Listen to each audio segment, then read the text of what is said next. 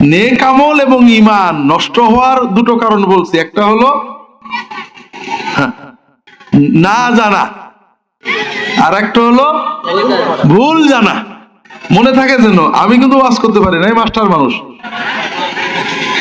তাহলে আমাদের নেক আমল নষ্ট হওয়ার দুটো কারণ, একটা না জানা, একটা ভুল জানা।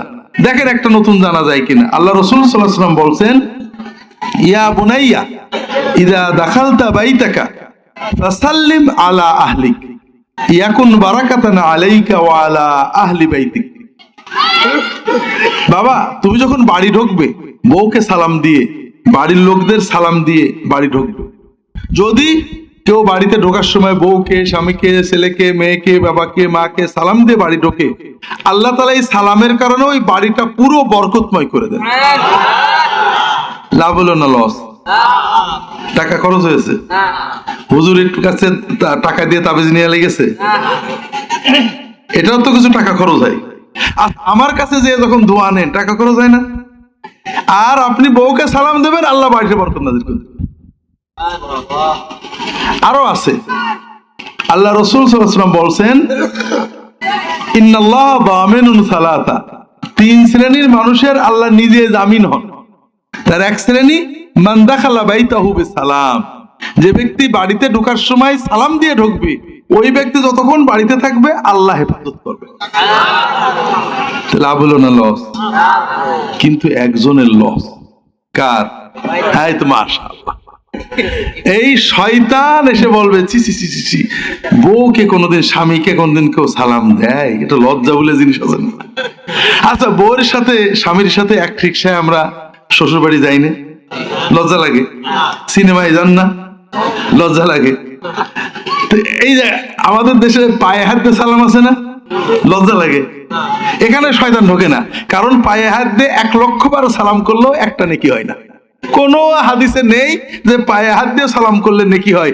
এমনকি রাসূলুল্লাহ সাল্লাল্লাহু আলাইহি ওয়াসাল্লামের বিবিরা কোনোদিন তার পায়ে হাত দিয়ে সালাম করেননি। রাসূলুল্লাহ সাল্লাল্লাহু আলাইহি ওয়াসাল্লামের মেয়ে ফাতেমা রাদিয়াল্লাহু তাআলা আনহা কোনোদিন তার বাপের পায়ে হাত দিয়ে সালাম করেননি। এগুলো আমাদের দেশীয় রেওয়াজ, সাহাবীদের যুগে ছিল না। যেহেতু এতে কোনো সওয়াব নেই, বরং গুনাহ হওয়ার সম্ভাবনা বেশি, এই জন্য শয়তান এখানে বাধা দেয় না। এই জায়গায় কিন্তু লজ্জা নেই, আছে নাকি? কিন্তু যেখানে সওয়াব সেখানে শয়তান খালি ওয়াসওয়াসা দেয়। আচ্ছা, এইবার আমরা চিন্তা করি, আমরা এই যে একটা নতুন জিনিস জানলাম, এটা আমল করা সহজ না কঠিন? লাভ না লস? কিন্তু না জানার কারণে আমরা আমল করিনি। আর এটা ভুল জানা আছে, আমরা মনে করি সালাম মানে পায়ে হাত দেওয়া না। সালাম মানে আসসালামু আলাইকুম ওয়া রাহমাতুল্লাহি ওয়া বারাকাতুহু। আমরা অনেকটা সালামের সময় হাত তুলি, হাত তোলাও কিন্তু সালাম না। মুসলমানের সালাম মুখে। কথা বুঝতে পেরেছেন?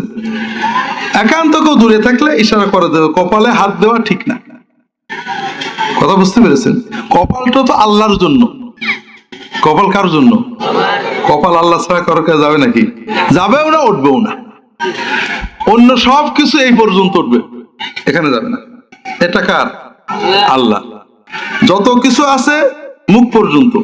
এমনকি পীর, মাশায়েখ, আলেম, উলামা চুমু, কপালে চুমু খান, হাতে চুমু খান। হযরত ফাতেমা রাদিয়াল্লাহু তাআলা আনহা তার আব্বার হাতে কপালে চুমু খেতেন। রাসূলুল্লাহ সাল্লাল্লাহু আলাইহি ওয়াসাল্লাম তার মেয়ের হাতে কপালে চুমু খেতেন। এগুলো সুন্নত, আদব। কিন্তু কপালটা কার জন্য? এই জায়গায় আর কিছু উঠবে না কিন্তু, খবরদার। যেটা বলছিলাম, আমরা ভুল জানি বলে অনেক রকম গুনাহ হয়ে যায়, আর না জানার কারণে অনেক সওয়াব নষ্ট হয়ে যায়। এবার শবে বরাতের অন্য দিকে যাই। আসলে আমরা শবে বরাত আল্লাহর রহমতের জন্য করি না, ভাগ্য ভালো করার জন্য করি, ঠিক না?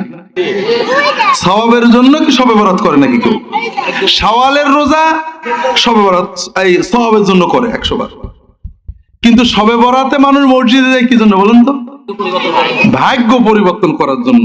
কারণ বাংলাদেশের মানুষ মনে করে আল্লাহ বোধহয় আমাদের এমপি সাহেবের মতো। সেটা কেমন? আমিও হরিণাকুণ্ডুর লোক, ভোটের সময় ছিলাম এমপি, ওই যে কি জন্য আমাদের স্বামী নাকি আছে তার বিরুদ্ধে।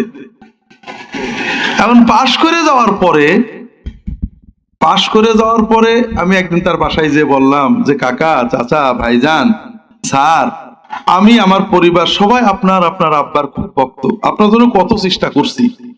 তো উনি তার বুঝলো না, বলে ঠিক আছে বাবা, তোমার যা যখন লাগে আমার বলবা, ঠিক আছে না?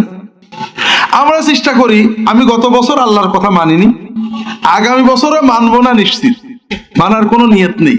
কিন্তু সবার আগে মসজিদে বসে আল্লাহর বলে, আল্লাহ দেখছো তো আমার সে তোমার ভালো বান্দা আছে, দেখো আগে আগে মসজিদে আইছি। আল্লাহ তো ঠকে যাবে নাকি? হ্যাঁ, ঠকবে না। আসলে ভাগ্যর জন্য শবে বরাত লাগে না, ভাগ্যের জন্য যেটা লাগে সেই জায়গায় আমরা নেই। আল্লাহ রাসূল সাল্লাল্লাহু আলাইহি ওয়াসাল্লাম বলছেন, মান আরাদা আইয়ুনসা ফি আজালিহি ওয়া ইউবারাকা লাহু ফি রিজকিহি ফালিয়াসিল রাহিমাহু। যদি কেউ চায় যে তার আয়ুটা বাড়ুক, চান নাকি আপনারা? চান সবাই। যদি কেউ চায় যে তার রিজিক আল্লাহ বরকত দিক, চান নাকি? তাহলে আমি একটা পরামর্শ দিই, দেখেন আপনাদের ভালো লাগে কিনা। আমাদের পাকশির দরবারে দুটো ছাগল মানত করে ফেলেন।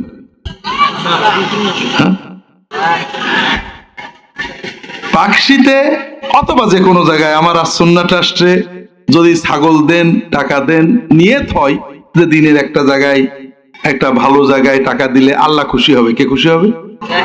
এটা সওয়াবের কাজ, এটা খারাপ না। আর যদি দেন যে হুজুর খুশি হয়ে আমার দিকে একটু নেক নজর দেবে, তাহলে এটা শিরক। নেক নজরের মালিক কে? কথা বোঝেন?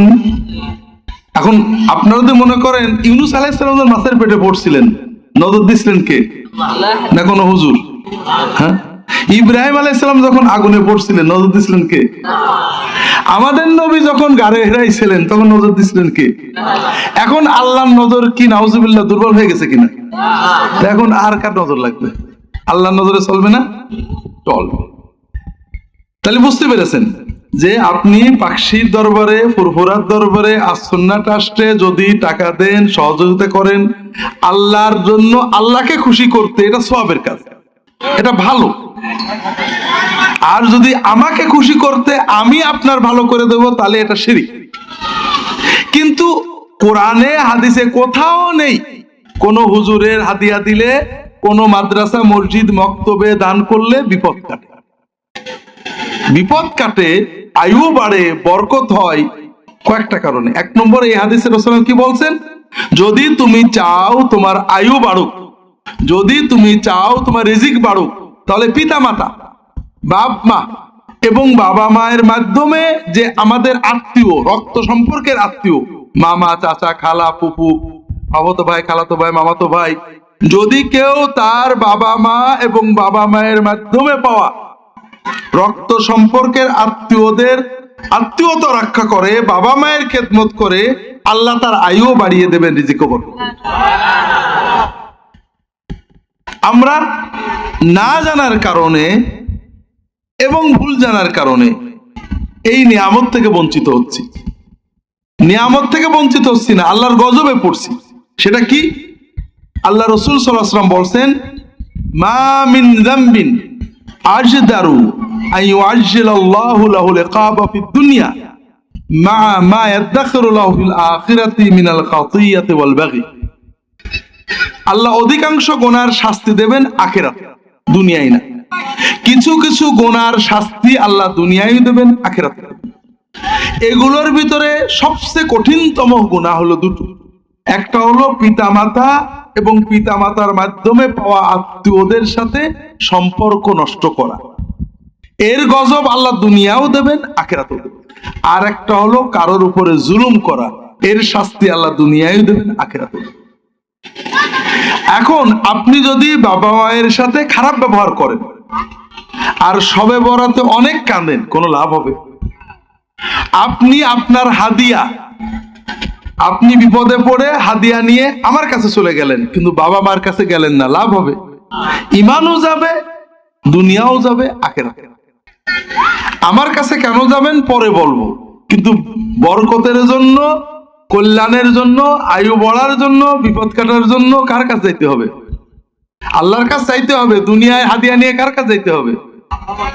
হ্যাঁ, আসল বাবা, পাতানো বাবা না, দয়াল বাবা না, আসল বাবা।